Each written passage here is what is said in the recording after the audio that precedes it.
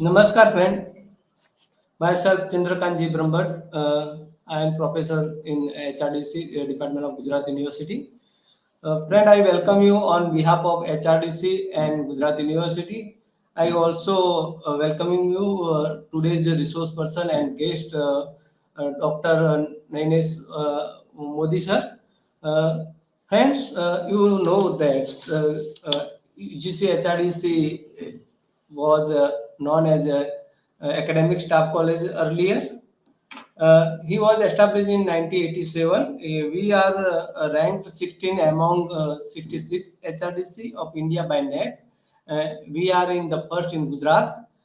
We have organized more than 700 professional development programs, including Guru Dakshta, FIP, FDP, OPRC, STC, Winter School, Summer School, etc. Friend, today with us, Dr. Naines Modi sir. He is associate professor of botany at the Department of Botany, Bioinformatics and Climate Change Impact Management School of Science, Gujarat University. He is coordinator IQSC and Vidyasri Souvenirs Store at Gujarat University. Modi sir was awarded with the PhD degree from Gujarat University in 2003. He has 28 teaching years teaching experience, and he has been incorporated in field of research more than past 30 years. And he is associate professor of ecology and subject expert from different public service commission. His research aimed to understanding the biodiversity conservation through green species. He is interested in investigation, climate change, urban wetland ecology, genetical diversity, and that's sustainable development. Modi sir is ongoing research is also with environmental friendly application of nanoparticles for cancer, uh, conservation of ingredient species and investigation of phytochemical and their metabolic pathway for drugs and development. His major research project including sustainable weed management with successfully result. He is a reviewer in different scientific national and international journal. He has published more than 40 renowned international journal and 55 books of life, sir. Sir, I again welcome you on behalf of HRDC. I request you, sir, deliver your session, Dr. Modi, sir. Sir, आवाज बंद છે. Thank you very much, Brahmbhatt sir. Basically, these are our duties which you mentioned during my introduction. As a teacher, the person should be a good teacher, a good manager, a good researcher, and so we are doing our duty. Friends, the NEP also emphasize on such things, which few of our teachers are already doing the work before the policy is formed. So today we are going to talk regarding NEP. As you know, there are several lectures have been delivered previously on the same platform regarding National Education Policy 2020. As we all know, this is a very bulky but very important draft which is going to change the total scenario of the education system in our country. And perhaps this is the need of time, because the previous policy which came earlier, before at least 30 40 years, right, before 3 4 decades it came, it was important at that time, but during this time frame the global scenario has changed. The demand of society has been already altered. The industry requires different kinds of workforce, and we have to provide such workforce by educating our kids, our youth, with that point of view. So NEP 2020 is emphasizing on various fields. It is not focusing on only one particular aspect, but the persons, the honorable persons which were actually involved in the formation or framework of this NEP, they have exercised a lot. They have asked for, they have invited suggestions from the various parts of our society, and also received thousands of suggestions, out of which many of suggestions were accepted by them, which were actually found to be good suggestions. And eventually, we have a very good national level education policy with us. And this policy, if you believe me, then please listen to me, that this policy is going to change the scenario of entire India. And as we know, today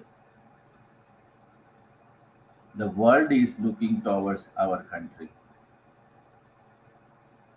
and it is now duty of all teachers, all people who are associated with education. It is their duty to follow this education policy in true way, to provide a proper workforce to entire world. You may have heard that nowadays the major multinational companies situated in Europe and USA, they are led by Indian origin people. There are so many names, we will not mention those names here, but India has already proved itself in case of educating their youth. The people who are serving as a CEO in multinational companies, reputed multinational companies, they get their graduation from India only. They born and brought up in India, got their education in India, went outside India and become the CEO. So they reach to the top level of that multinational company. So there was nothing less available in our education system, but it was available in few patches only. Few institutions like IITs, IIMs, and such institutions, they could provide quality education. I'm not telling that others were not able to provide quality education, but few things were lacking. Few things were needing some coordination, and this NEP 2020 provides such things. It provides platform to all youth, it provides opportunity to youth, it provides facilities to youth as well as to educators. So in general sense, we can say there are certain goals which have been already set up for 2030, 2035, 2050, and I have no doubt that we are going to be a world leader in education within a decade or two. So moving towards our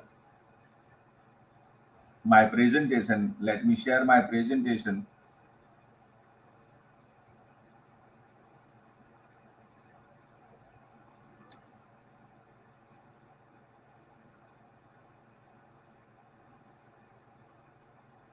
Are you able to see this? I hope that you all will be able to uh, see the presentation. No, sir, still not. Okay.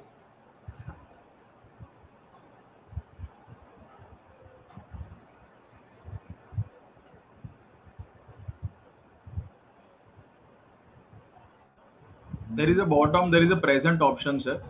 Yeah, yeah. And in that share screen is the last one. Now, Yes. Yes, now we can. okay. Yes. So now it is full screen, right? Yes, perfectly. Okay. Thank you very much. So this is the title slide. As you know, National Policy Education Policy 2020, which was published by Ministry of Human Resource Development, Government of India. As you know, this name of this ministry is also going to be changed soon. So these are these few introductory things which is to be mentioned before moving to our point that education is never ending activity, as all we know. When we just took a birth, right? We started we started learning, right? And even at this age, our learning is not finished.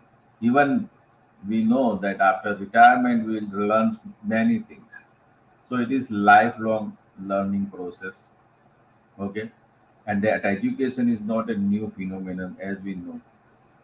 It has continued to evolve. Continuously it is evolving.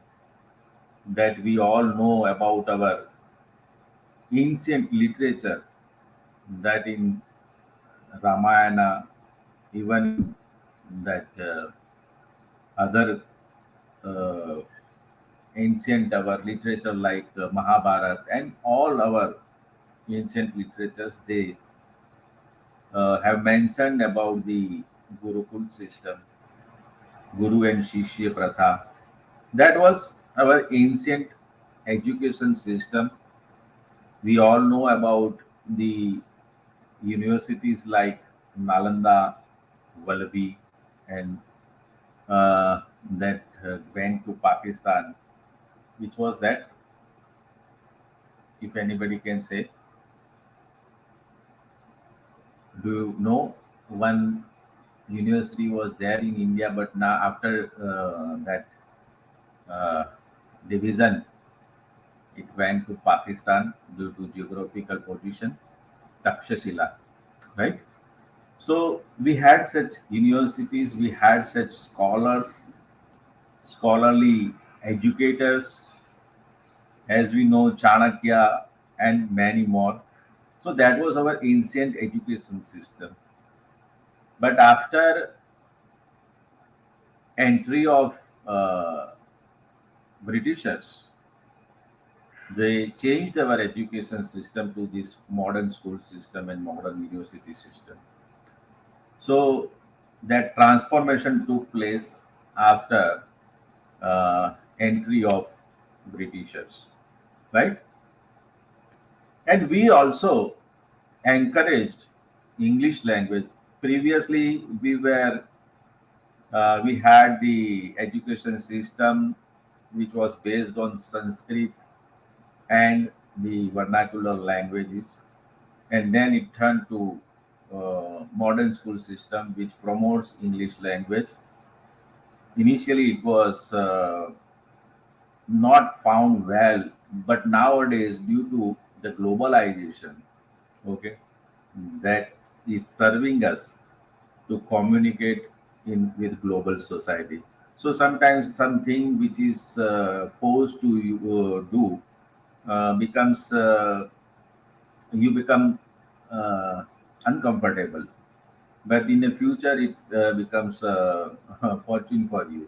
So same way, our education system has changed, right, from Gurukul to modern school system. But as we know, this is, as I'm afraid to speak these words, but our education system is lacking few things. Okay, uh, we are producing graduates, no doubt they are good in their subject, but again they are lacking few things that they can be absorbed by this market, okay, or industry. So every time they have to have a certain orientation program or uh, learning mechanism. They have to go through certain learning mechanism as soon as they get the first job. So these things are lacking in our current education system, and this policy wants to improve such things. A nation's education policy determines the growth of its individual and promotes fast-paced progression of society. So the this must be underlined. It must promote the fast-paced progression of society. Individual growth is going to happen as a person gets the education, but it must be incorporated with the uh, progress of society also, progress of country also. So the modern system or the education system must focus these two things. Thus, it is critical to formulate and enact education policy which provides education and environment to promote growth of productive youth in society. As we know, when we move outside the on the street of our city, whichever city you may belong, I am situated in Ahmedabad. The people start honking right when they are on a traffic island and the green signal starts. Everybody is watching that green signal has already there, and as soon as they get the space, they are going to start their vehicle. But the people who are standing beside you, or those who are standing behind you, they will start honking. So here we are lacking few things in our education system, that we are not able to just teach them this civic sense even. This is basic civic senses, right? So our youth is growing. We are not talking that certain youth turns towards the bad habits like alcohol, smoking, tobacco, chewing, or drugs. Will not touch those parts. But these are the basic things which I just mentioned you. Okay, when we are moving in a car, we finish that chips, then the wrapper will be thrown outside. So these things are lacking, and these are the basic things. And from starting from this part, you can just list out so many things which should be corrected or which should be taught properly to upcoming generations. Second important thing, if I am a professor of botany, I'm teacher of botany. If a question from any other discipline comes in front of me, I'll be helpless. Even I am not able to think a little about that question. So that is lacking in myself. So teachers and students both require changes, and those changes are the requirement of the day. As we are moving, we have already finished 2 decades in 21st century, and if we want to make our country Vishwaguru, then our guru must be multidisciplinary. It must be multitasking guru. As you all know, very unfortunately and very sadly saying these words, the respect which I gave to my guru, the respect which I gave to my teachers, I'm not getting that respect. I will not talk about anyone else.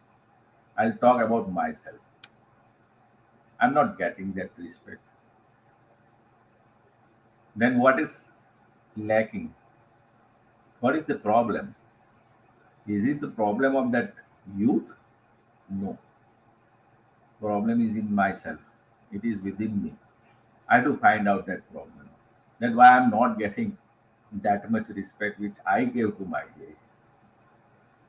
The scenario is changing, but we'll have to think about this.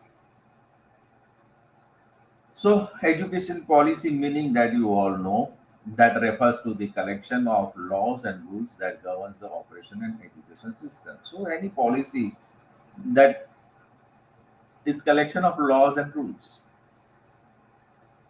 But policy becomes successful only if you, if and only if you just try to implement it in proper way. The government is not responsible for success of any policy or failure of any policy, right? Any policy is successful, or it can be successful, or uh, it is not successful if and if only the each and every stakeholder takes a proper part and gets proper opportunity. Both things are there. All stakeholders should get they should give their best and they should get their best, right? We'll not talk only in on behalf of government. We'll also talk for the other part. The other part is the receiving end and the also the supplying end. Supplying end is our all of our teachers, and receiving ends is our youth. So both will get equal opportunity and they will perform equally or optimally. Then and then only any policy, the success of any policy is dependent on these things. Okay. So as we have mentioned importance, the policies are crucial because they allows a school or college to set guidelines, develop safety, learning standards, generate expectational expectations and accountability. As we say, expectations and accountability, both things are two sides of a coin. Without education policy, educational institutes would lack the structure and unable to meet the need of the students. So education policy is there already. Okay. Certain reforms were needed. So reforms are there in front of you. Let us see how it works.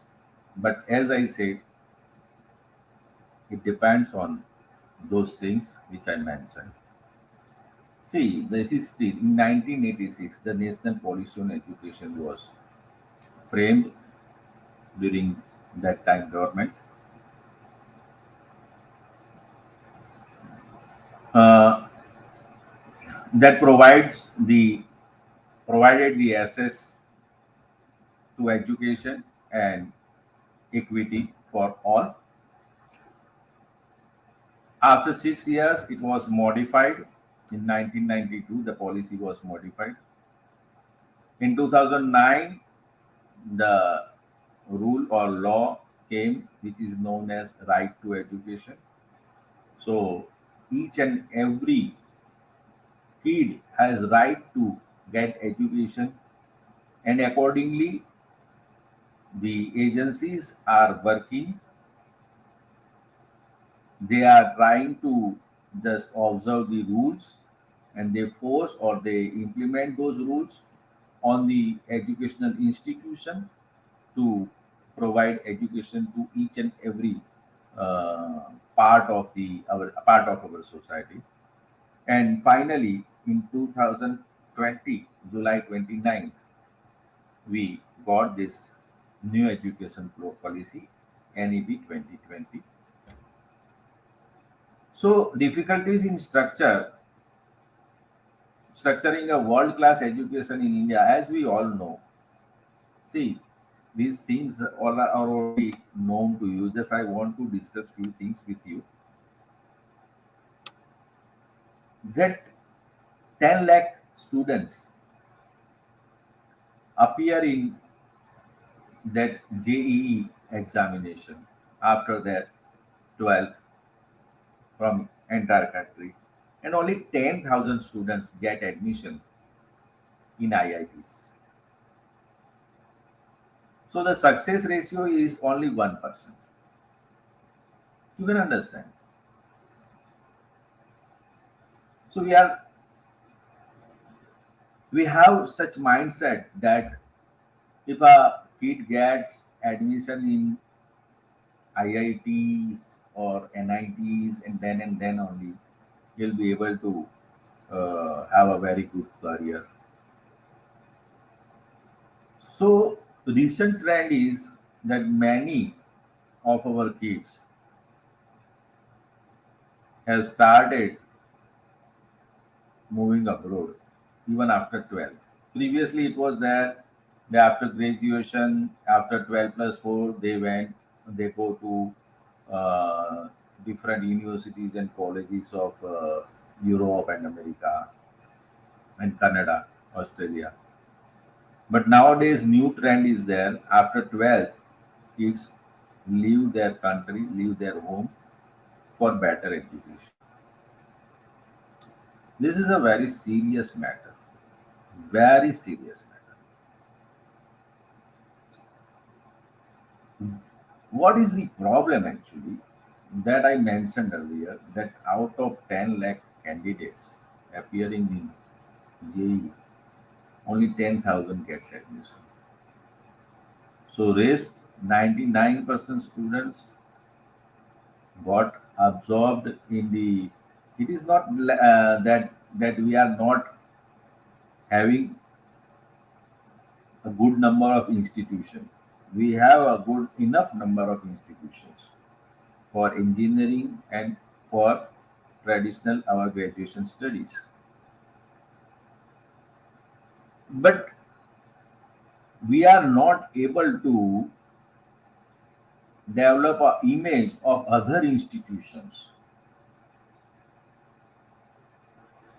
properly, that if you study in some other institution like if apart from those IITs and NITs, you will have a good opportunity in career also. We are not able to develop such environment or such image in minds of parents as well as students. So I'm just talking about one case of engineering. The same way, after 12th, if a student has done the biological sciences B group, then he will or she will try for NEET. And again, the scenario is little bit better than that one, but not promotional or promising. Many students go to Russia, China,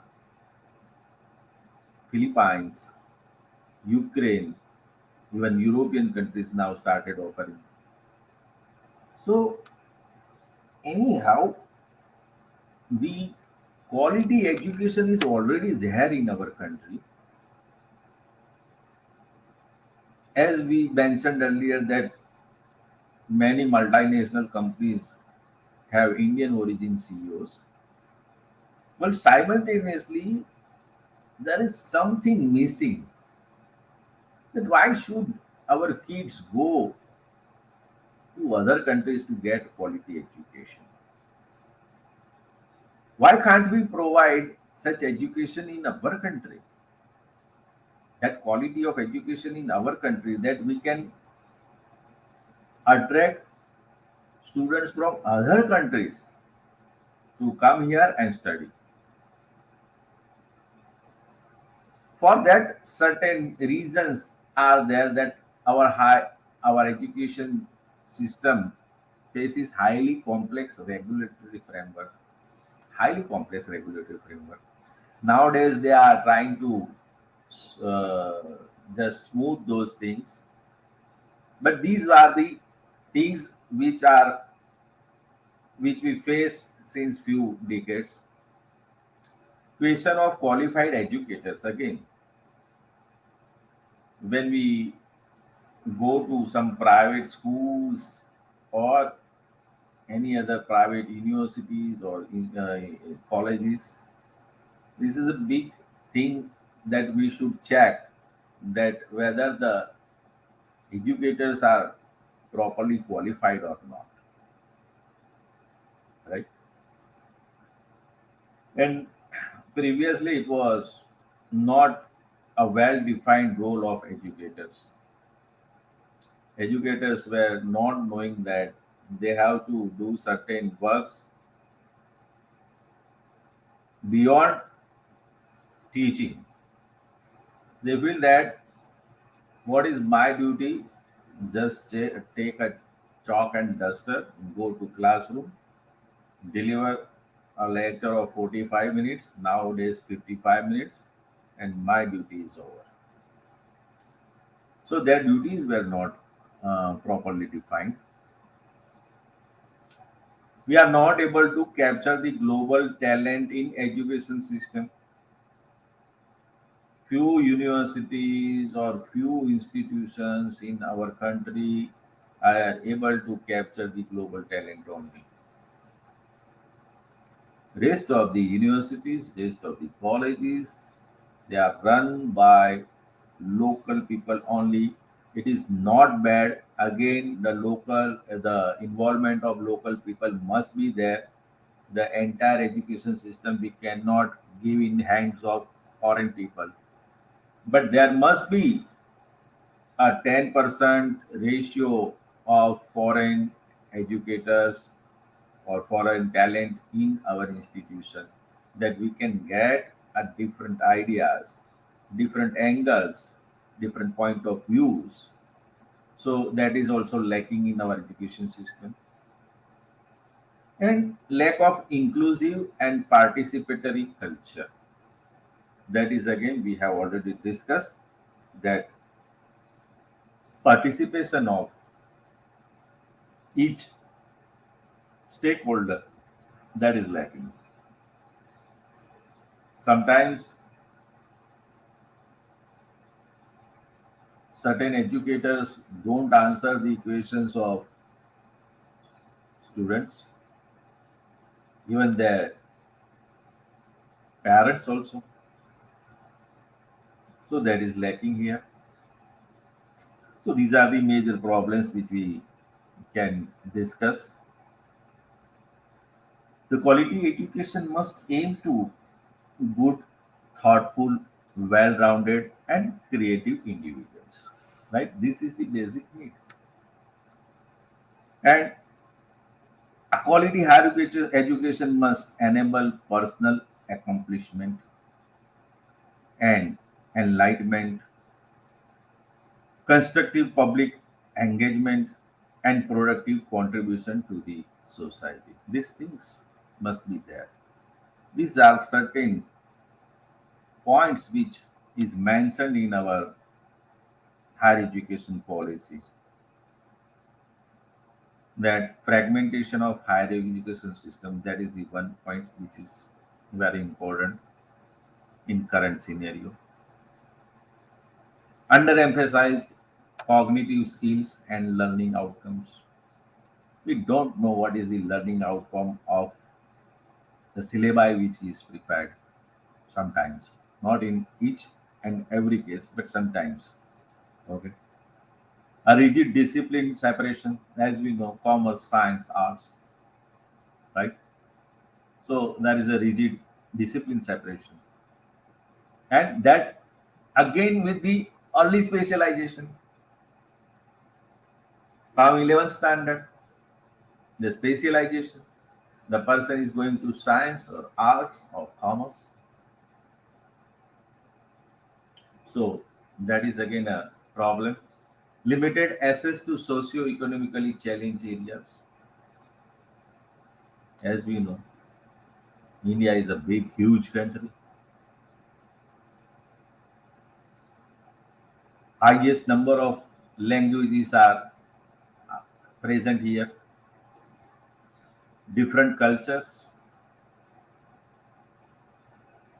and due to that, we are socially as well as economically or socio-economically, we are very different from each other, and we are not able to reach to certain areas of our country to educate those kids. The next is the limited teacher and institutional autonomy. If I want to teach my students in my way, I'm not able to. I have to be restricted or have to work within the limits, means the syllabi which is given to me, I can teach only that syllabus. I cannot go beyond that. I have no freedom as a teacher. Even my institution has no freedom.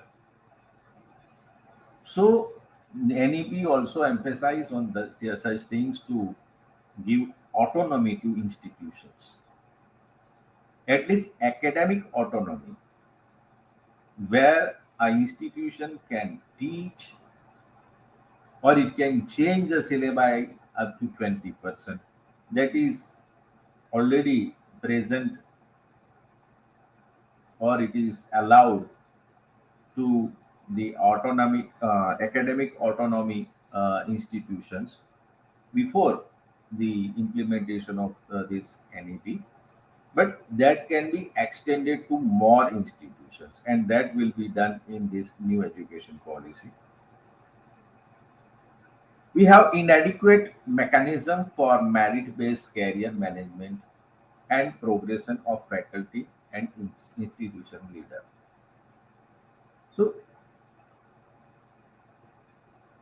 the very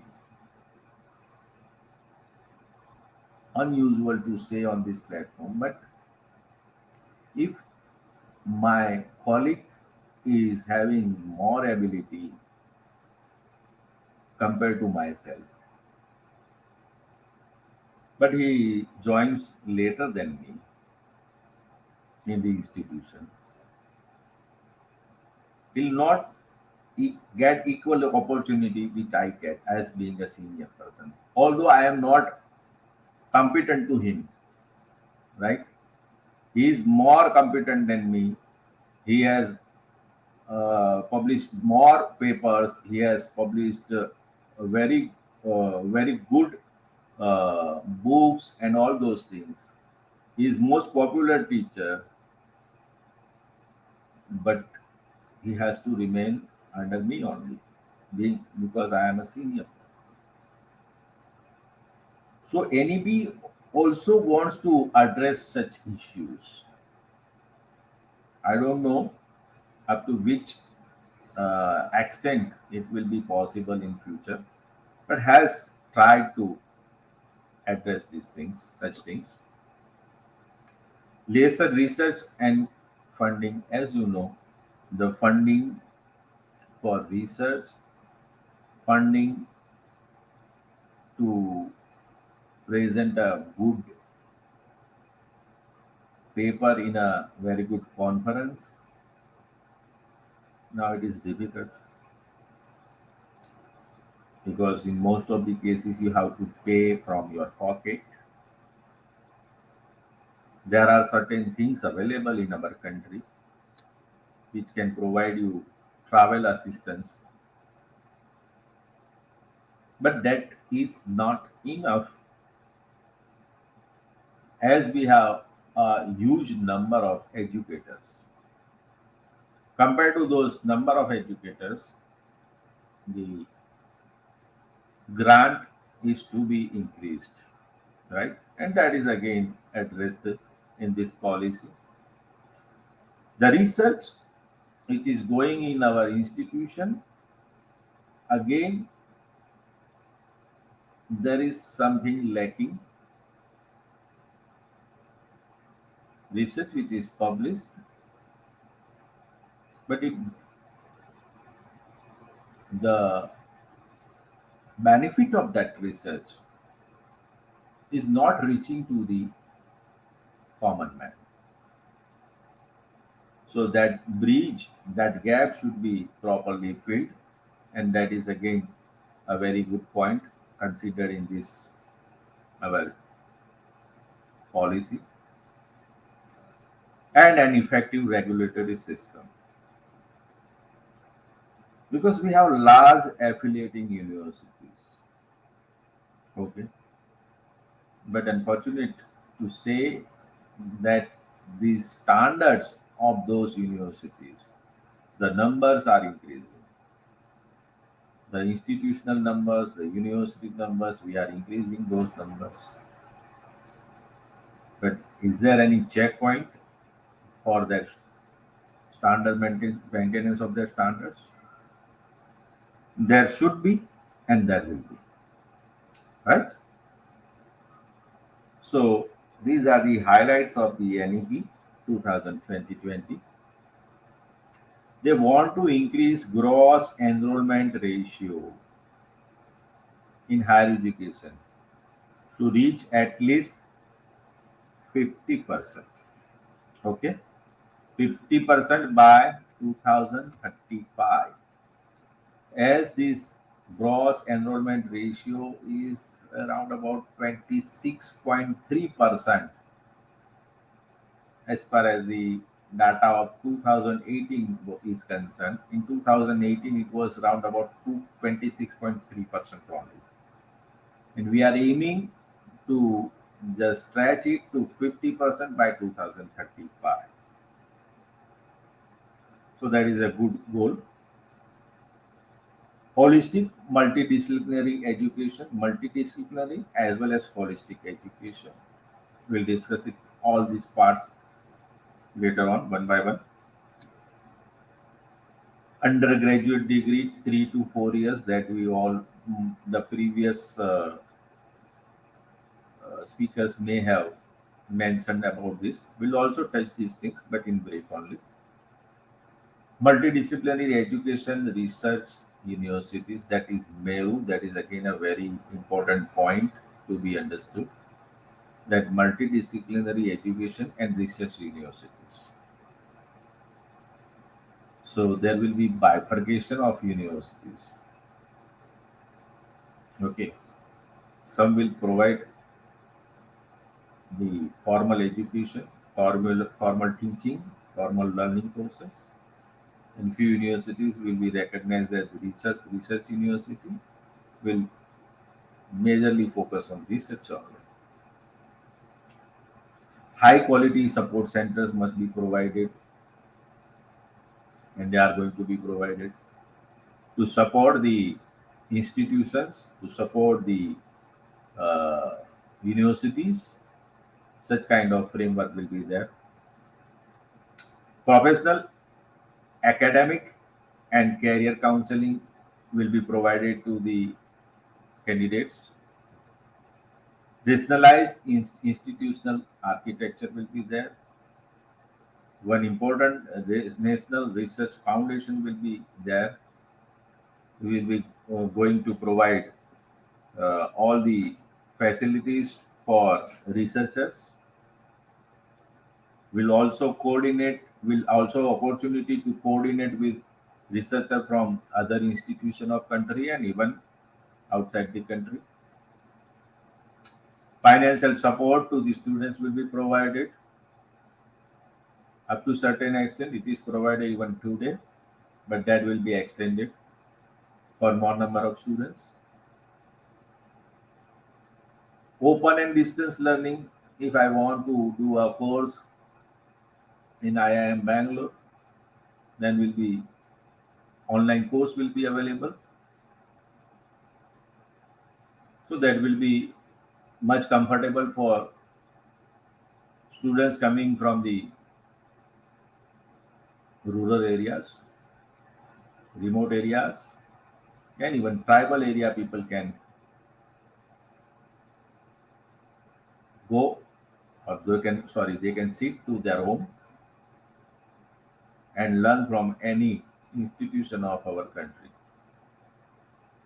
As we all know, 5G is already there in our country, so connectivity will not be a big problem for any one of us. Then it is motivated, energized, and capable faculty. The faculty is, again, I said it is important. Faculty must be motivated, energized, and it must be capable to deliver best of his knowledge to the students. So faculty development programs will be there. They will be motivated. If they are doing a very good work, they will be motivated by few prizes, or I don't know exactly, but there will be some such mechanism.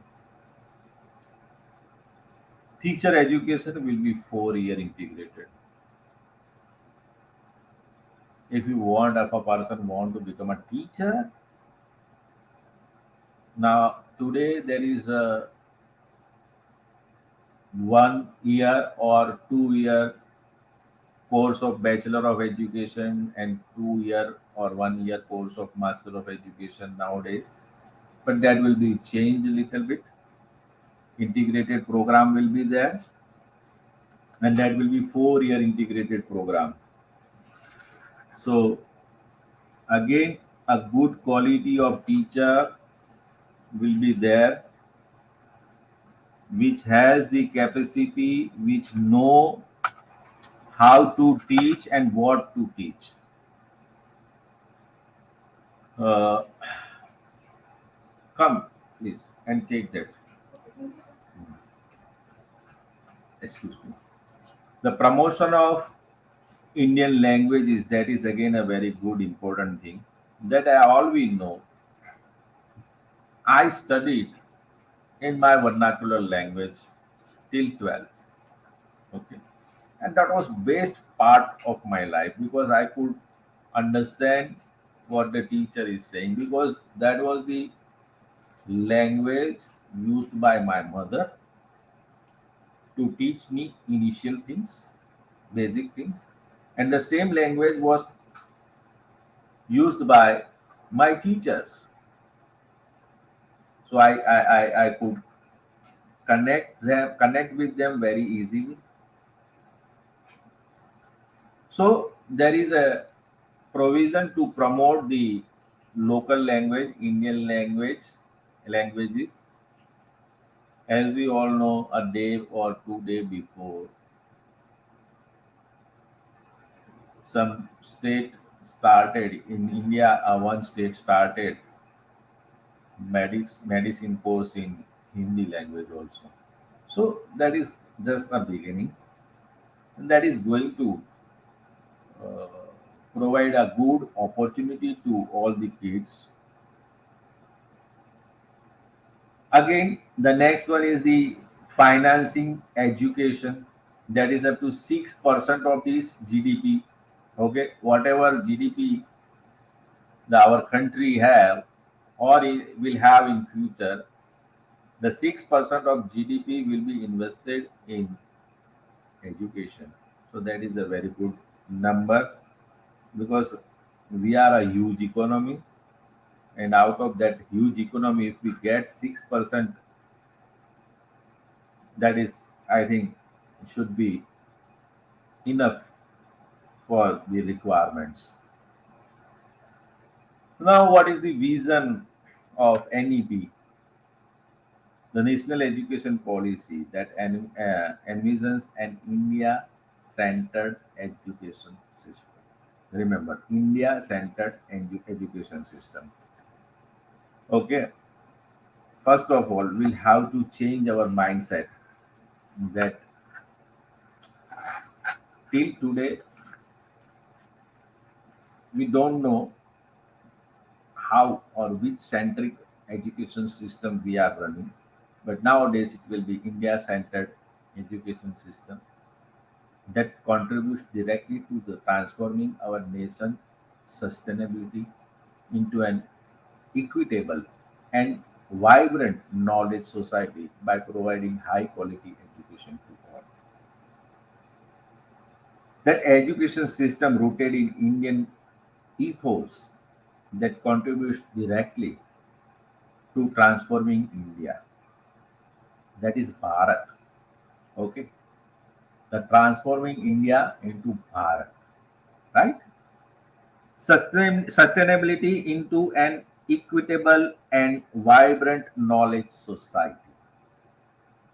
The society must be equitable and vibrant by providing high quality education to all and thereby making India a global knowledge superpower. Our dream is to make India a superpower in case of knowledge. So that is the reason of this NEP 2020.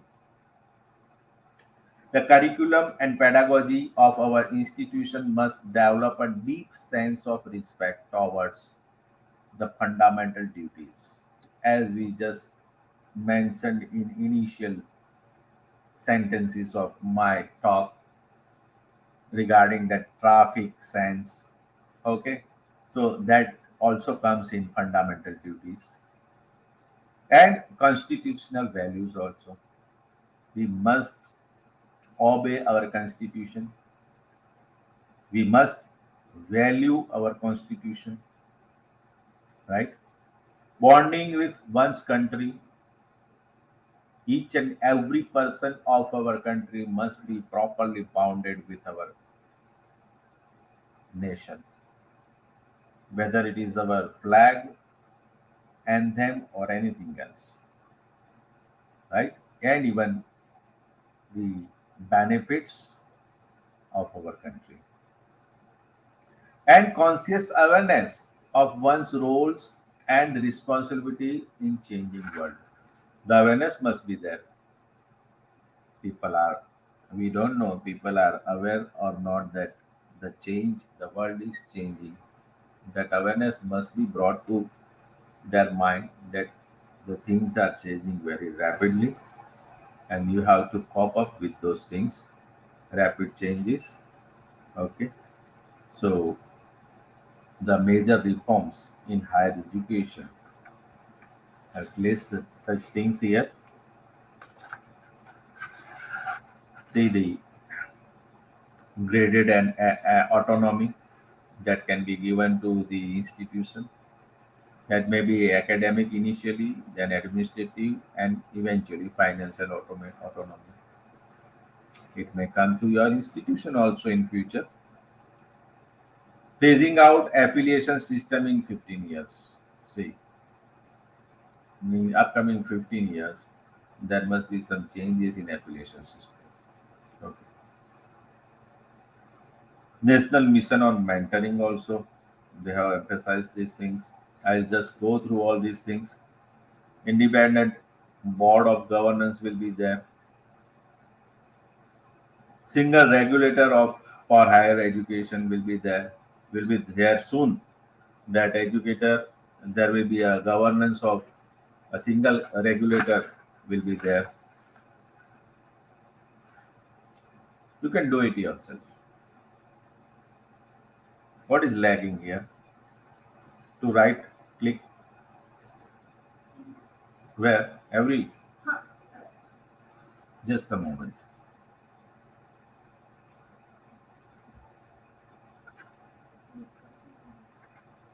Yeah.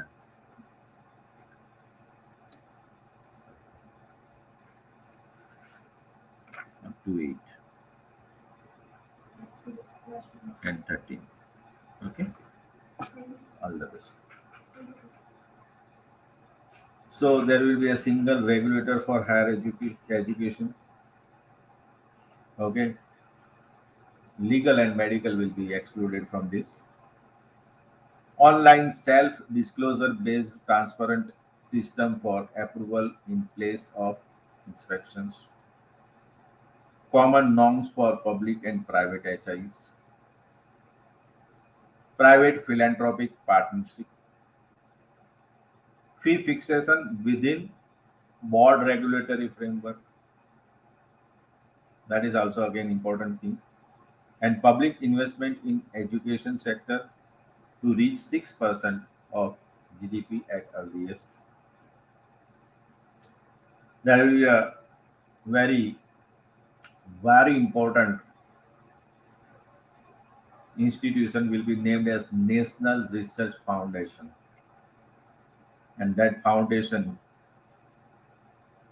will coordinate, will regulate, will fund, provide funds. Everything will be taken care by this NRF to all the higher education institution in our country. Internationalization of education, which is the need of the day.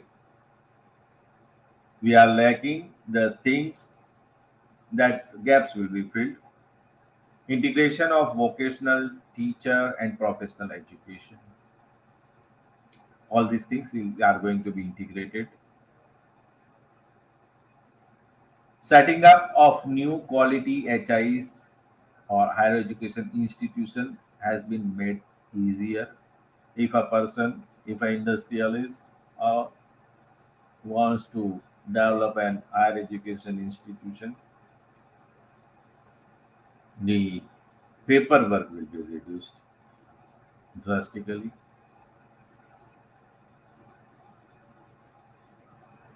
Special education zone for disadvantaged regions will be there. So certain areas which are lacking in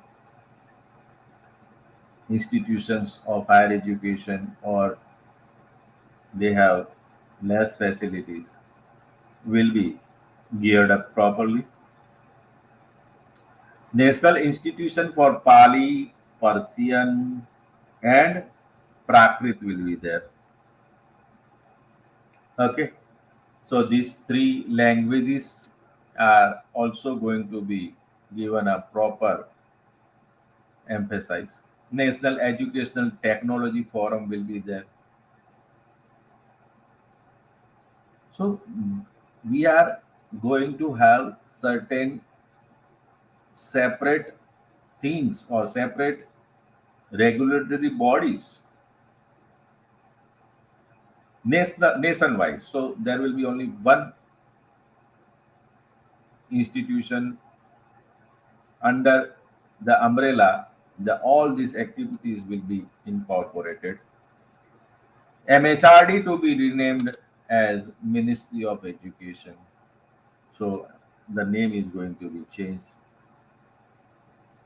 And India will be promoted as global destination providing premium education at affordable rates or affordable cost. So we have a dream to become a global leader in education system. And we are aiming to achieve it very soon. So, and there will be an international student office at each HEI. Each higher education institution will have a office named as International Students Office. Okay, hosting that those foreign students. We are hoping, and we have been experiencing that a number of foreign students, particularly from Middle East and African countries, with the numbers of students are increasing every year. So we will have a separate office for to solve their problems, and each and every institution, higher education institution, will have such office. Those Indian universities which are performing very good will be encouraged, okay, to set up campuses in other countries. So you will find that there will be campus by 2030, max to max I say. By 2030, there will be campus of Indian universities and Indian institutions outside our country. Maybe the country may be different, maybe some South African countries or Middle East countries or South Asian countries or far distant in Europe or other countries. But it is going to happen soon. Those who are performing high, those institutions will be allowed to set up their remote campus, right? Similarly, selected universities like those from among the top 100 universities in the world will be facilitated to operate in India also simultaneously. Our good institution can open their campus outside India. Same way, the good universities can come to India also. So our students will get good options.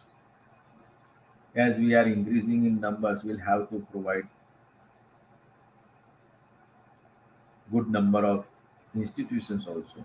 We'll have to develop. So this is one of the thing which can solve our problem. So what is integrated higher education system? It is flexible curricular structure must be there. There should not be any rigidity, right? In curricular structure. A university wants to change the curriculum according to the need of the particular area, can change.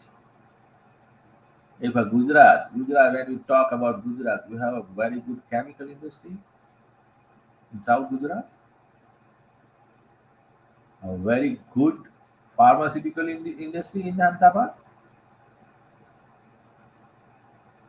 good ancillary and engineering industries in Rajkot, then the area wise flexibility must be there, openness must be there to change the curricula according to the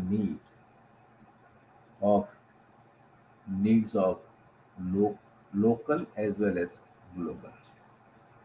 How to maintain or manage between them or can balance between them.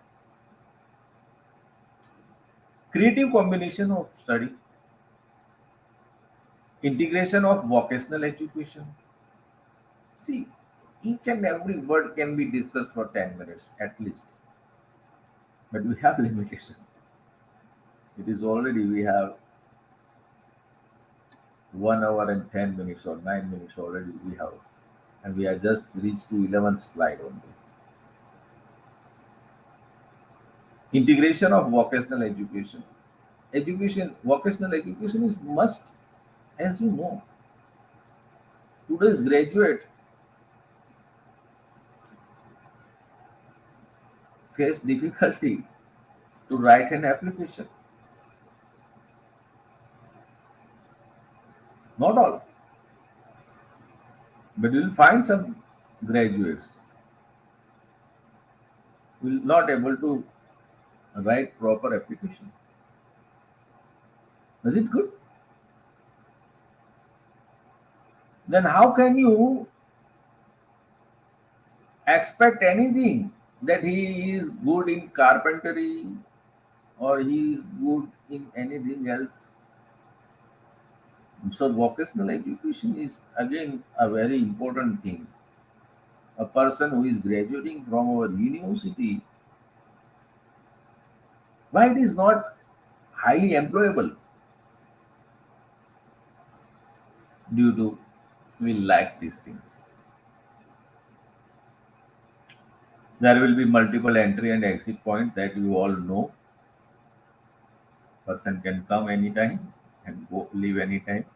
Means not anytime, but after finishing at least 1 year, 2 year, 3 year, like that. In between semester, he cannot leave. A holistic and multidisciplinary education will be there.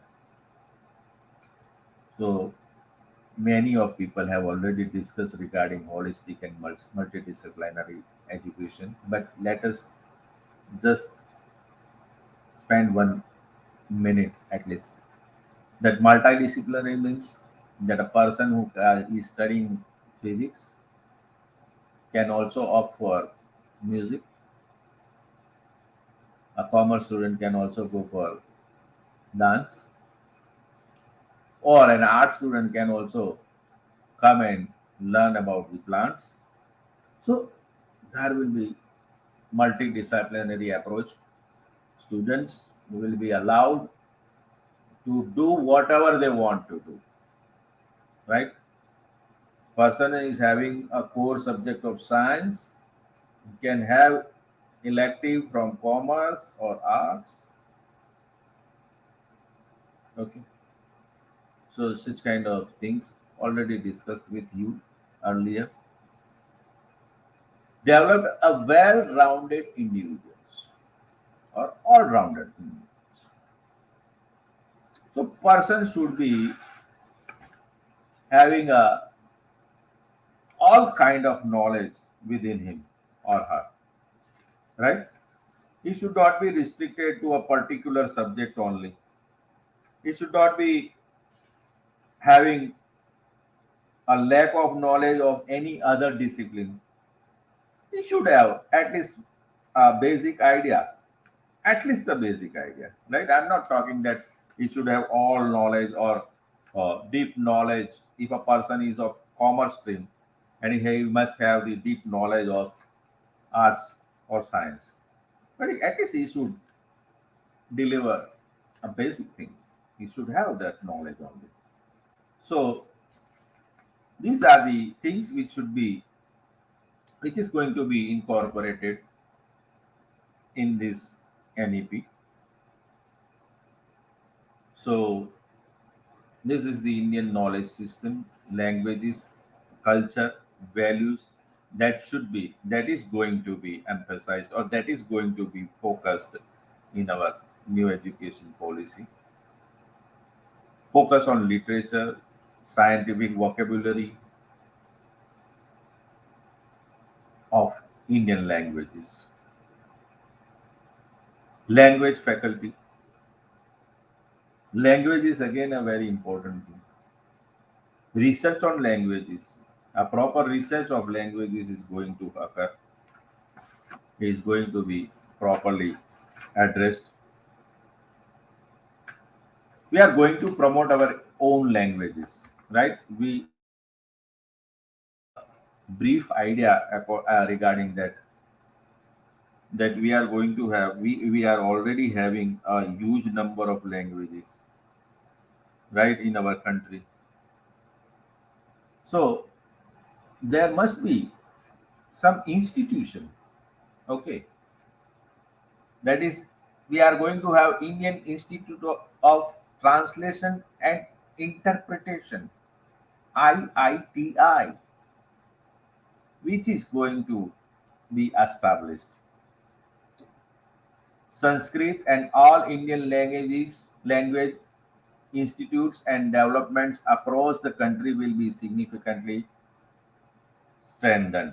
Those institutions already dealing with Sanskrit or other vernacular languages will be strengthened properly. National Institute for Pali, Prakrit, and Persian. Okay, that is going to be set up. Pali, Persian, and Prakrit. For this, a national institution will be there for these three languages, and will be Few languages will be added in future. So everything is open. It is not closed that it is going to be restricted to this only. Going to be expanded. Promotion of traditional arts and lok vidyas. That you know, we have a very good cultural heritage. We have very good folk dances. We have very good art in those making designs on clothes. So all these things, they are traditional arts. They are lok vidyas are going to be promoted. Use of technology. You can understand that nowadays the technology is going to be a key point. It is going to play a very significant role in education and each and every life of each and every person. As you know, we are nowadays we are using technology to pay. We are using technology to buy anything. We can buy on online clothes, train tickets, air tickets, utensils, and whatnot. And we are also paying online. So technology is going to play a significant role in our life. The same way technology is going to play a significant role in education. Just like education planning, you can do using technology. You can teach, you can learn, you can assess students using technology. You can use technology in administration and management. You can use technology in learning, assessment, planning, administration, everywhere. Increasing access for disadvantaged groups, as we had mentioned earlier, the person or a kid sitting in a tribal area, you can reach to that person through technology. You can teach him or her. Will be developed. We are going to develop a Divyang free education softwares. It will be Divyang free. The content will be available in regional languages that person can understand very easily. There will be no restriction of languages, no barriers. Virtual labs will be developed properly. If you want to perform a chemistry practical at your home, then you can enter into virtual lab and perform those practicals at your home. So that is the advantage of technology, modern technology. So there will be a forum named as National Educational Technology Forum, which is going to enhance all these points, will initiate these points, and will enhance all these things. That will be the role of this National Education Technology Forum. The technology-based education platforms such as Diksha, Swayam, they will be better integrated. Okay, across the schools and higher education. The schools will be digitally equipped, and same way teachers and students will be digitally equipped. Institutions will be digitally equipped, even higher education will be digitally equipped. That is going to play as 5G has already introduced in our country. We are going to see major changes. Remember my words. Going to see we will be witnessing a huge change in our education system, huge reforms, and we'll have to be ready. We are fortunate there that we are going to be a part of this transformation.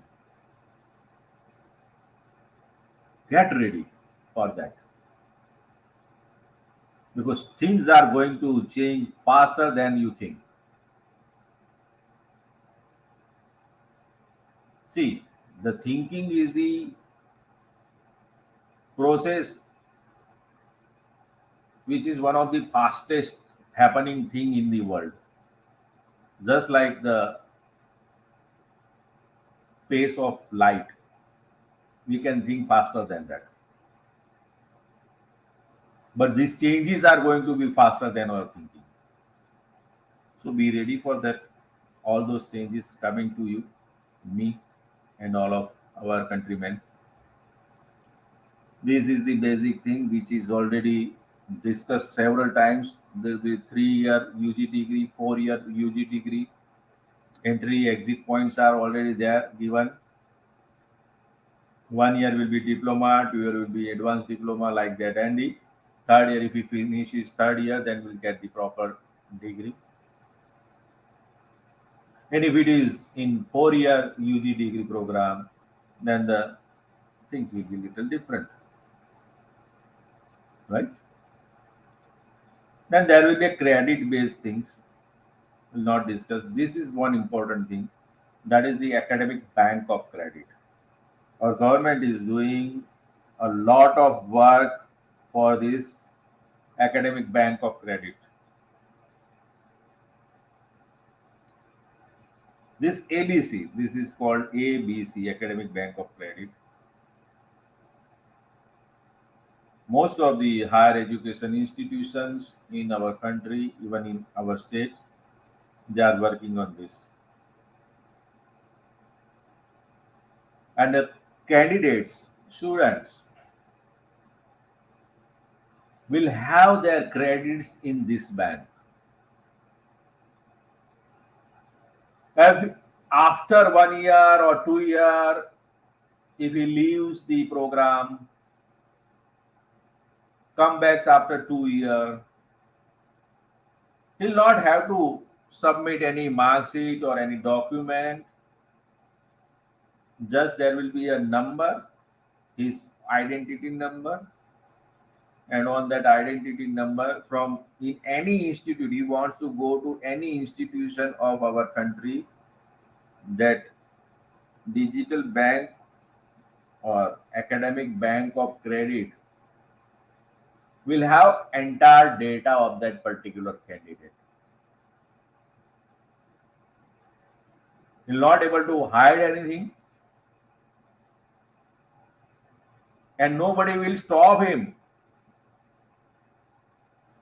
to show his abilities or his credentials.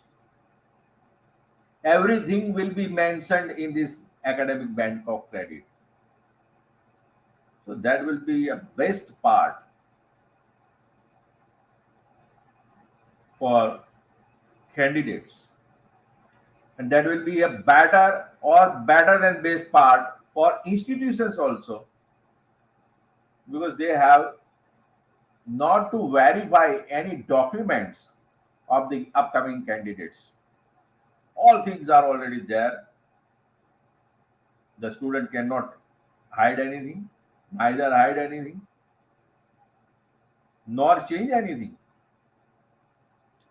So this is in progress. Already the government has initiated these things, and they have asked all the universities and higher education institutions to work on this. So already mentioned things.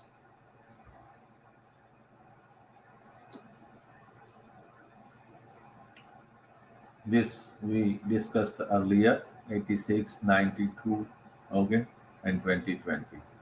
6% of GDP, okay.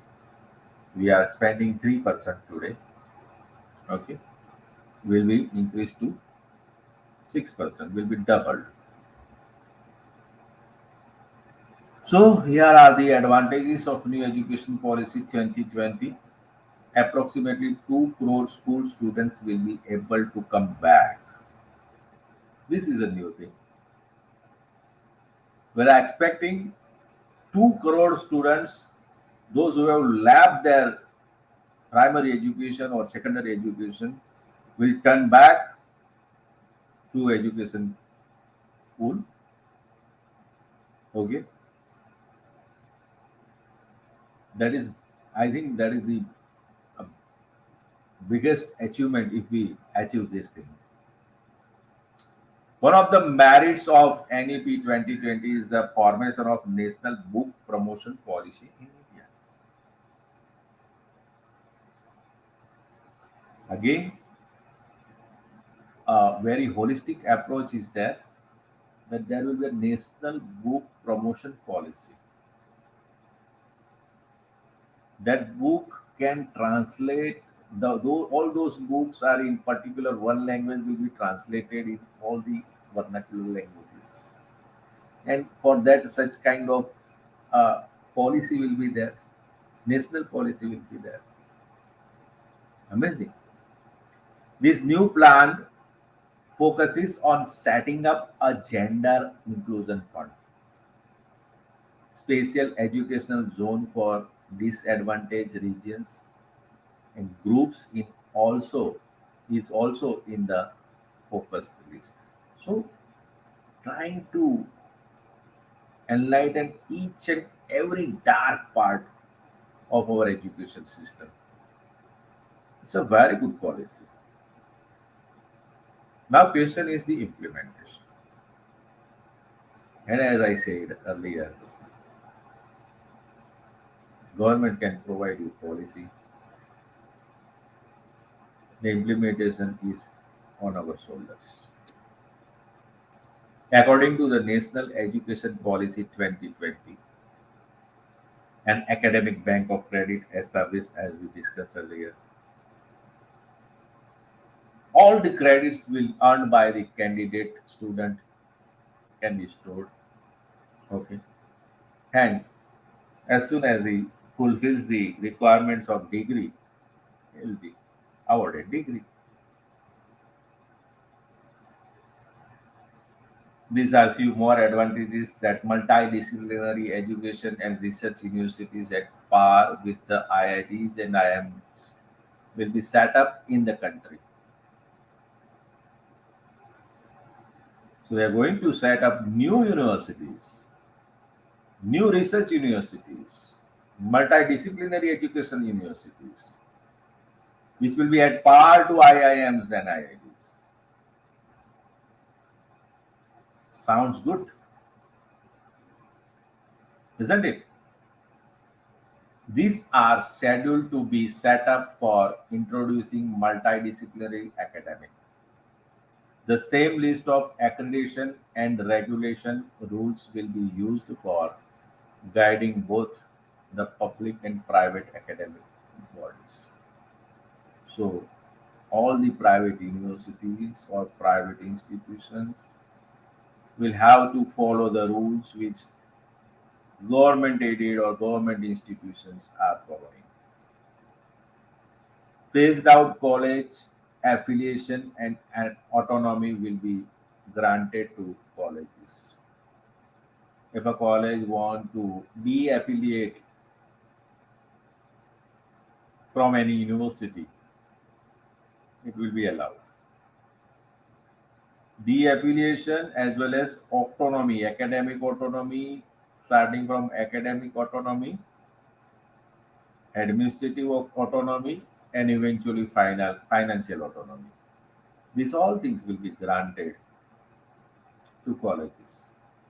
So the colleges in which you are serving today, maybe in future will be independent college, academically or administratively or financially. You have to be ready. If you are competent enough, then there will be no problem to you. You will be paid more than you are paid today. If you have a good opportunity, you will get a good opportunity rather.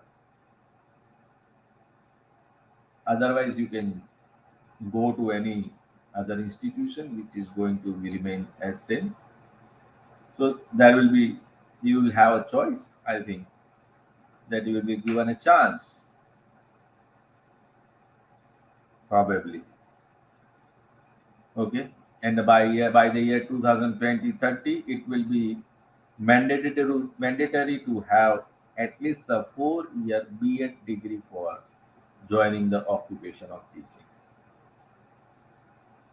So there will be an integrated program, 4-year integrated program for B.Ed if a person wants to become a teacher. If a teacher is well equipped, if it is well educated, is going to build a nation. No one else can build a nation. Remember, being a teacher, I'm not uh, saying anything more, but I want to say that a nation can be built by a teacher. The first teacher is the mother, so mothers can build a nation, and the second teacher is the gurus, which are giving education to kids in primary, secondary, higher secondary, and colleges and universities. So these people are only people can build the nation. Remember, this is not my words. This is words from some scholarly person. Okay, so we are going to have best teachers in future. They will be well equipped, well educated, well trained, and will have a good sense how to teach and whom to teach. Right. So I think this is we are near to end our lecture, our discussion. So these are the few points which are the maybe the goals of our NEP will be the outcomes. Universalization by 2030, looking to the Sustainable Development Goals 4, SDG 4, attaining foundational learning and numeracy skill through National Mission by 2025,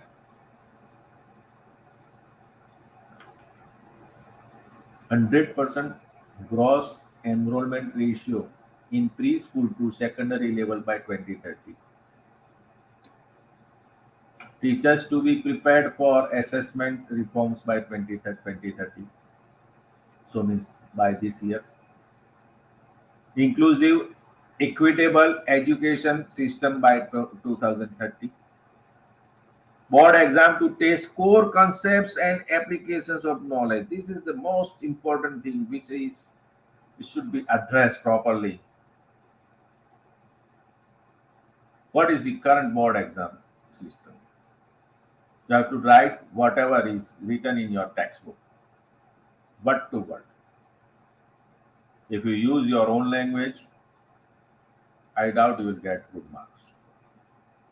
But here in new education policy, board exams to test core concepts and application of knowledge. So this candidate, even whether he has understood or not. So here the IQ will be tested, not the memory power.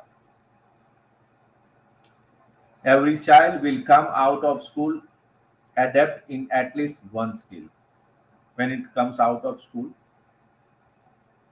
my school, if I talk about my school, our school was little bit better than others. They taught us carpentry. They taught us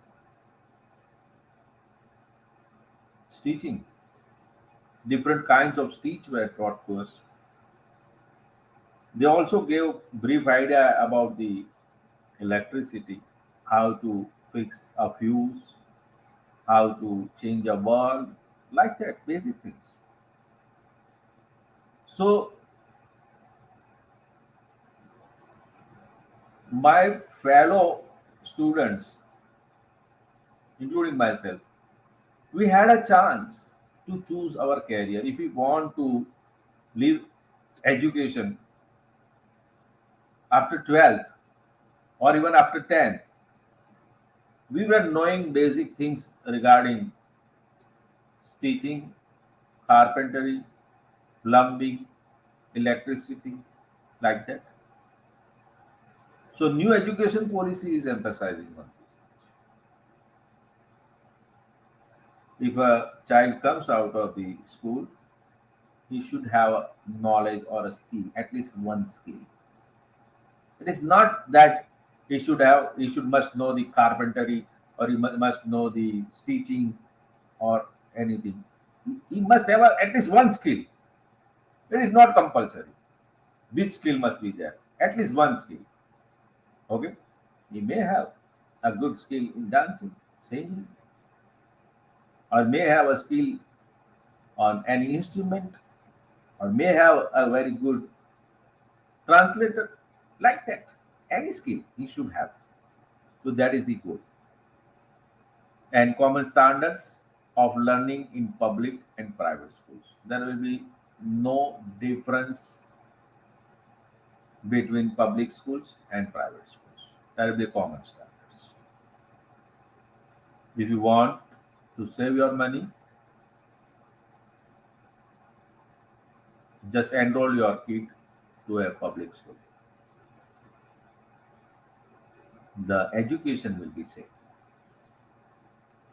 So I think with this I should conclude. Already much time I have already consumed. So my favorite Albert Einstein's sentence is education is not the learning of facts, but the training of the mind to think. If a mind starts thinking, it is that mind is educated. That person is educated. So thank you very much, my dear friends, for patience.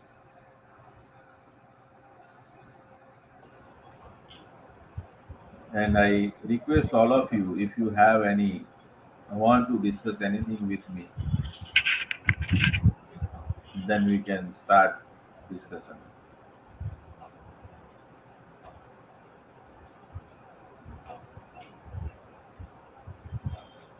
Yes. Wonderful session, sir. Dear all participants, if you have any questions, you can ask in chat box. So then sir can answer on that question.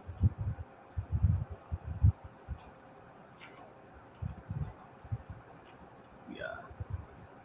In that chat box, there is a one question before half an hour. Sir, how we can integrate B.Ed program in graduate program? Mr. Gadi Diappa Sunagar asked that, sir. Which two programs sir mentioned? They mentioned, sir, how we can integrate B.Ed program in graduate program. So They there will asked. be, I think there will be a separate university only. Okay, we have already one university in Gujarat, teachers education, which gives such kind of degree of five-year integrated program, where a student can enroll after 12th, and there will be a 5-year program, will get normal graduation as well as post graduation as well as BA degree. So such integrated programs can be designed at your university also. You can download such syllabus and framework of this university. The name is IITE Gandhinagar. Think Indian Institute of Teachers Education. From their website, you can download their framework, entire framework, and also their different syllabi.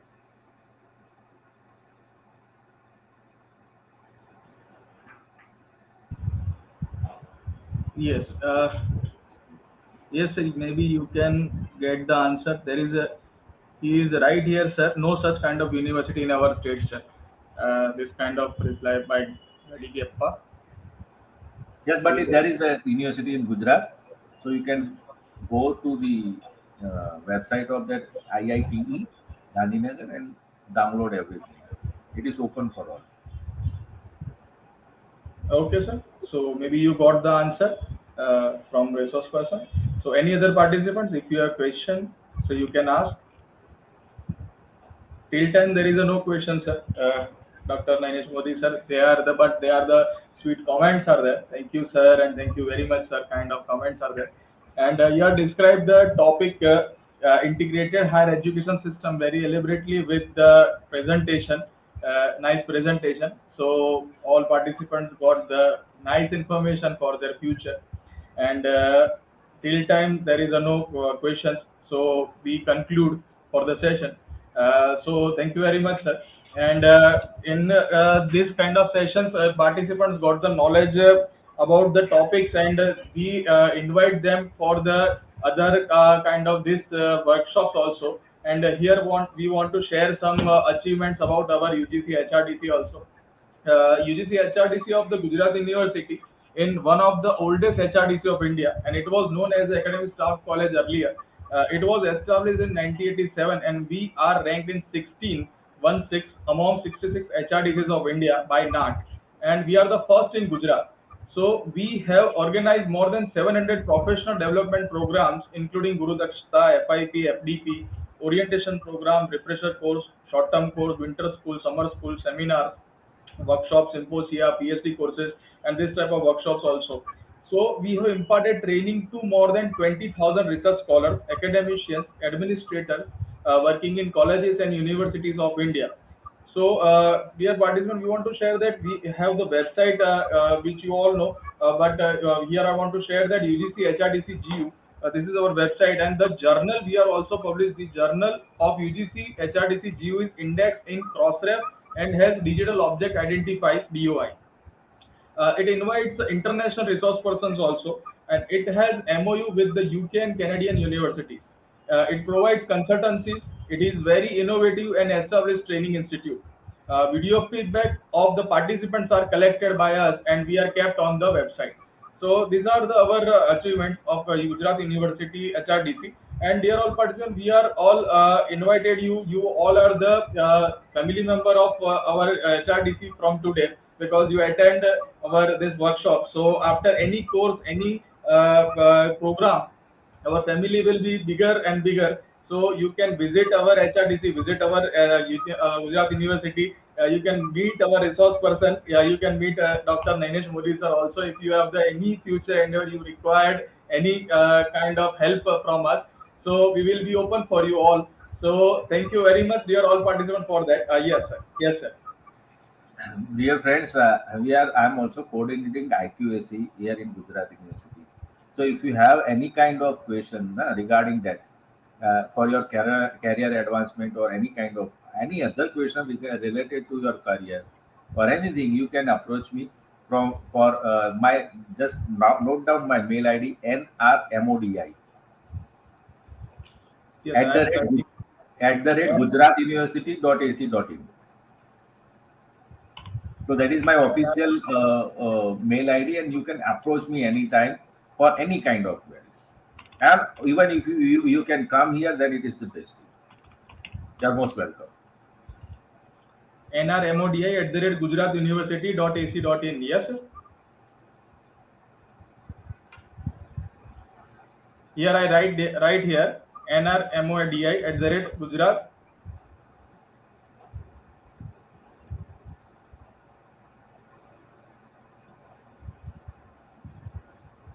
Yes. Okay. And this participants also giving the satisfactory answer, sir. Gedi Gappa ji right here. Yes, sir. I will get through IITE. Thank you, sir, for the answer about this question. So thank you very much for that also, sir. And okay. So Thank you very much to you all. As our resource person sir shared with us, you can also want any help, you can contact him with his mail ID, and you can visit Gujarat University also. So thank you very much, Dr. Nainesh Modi sir. Thank you very much to our Vice Chancellor Himanshu Pandya sir. Thank you very much to our Registrar sir, Professor P.M. Patel sir. Yes sir. If I you want also to. want to thank HRDC, Yes.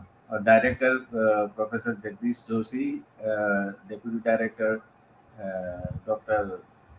Brahmat sir, and you also Rishi, all Thank the you sir. entire team, including Preeti ma'am, Janki ma'am, those who are giving regular opportunities to me to just meet the participants. And here I was just busy. I was just focusing on that lecture only.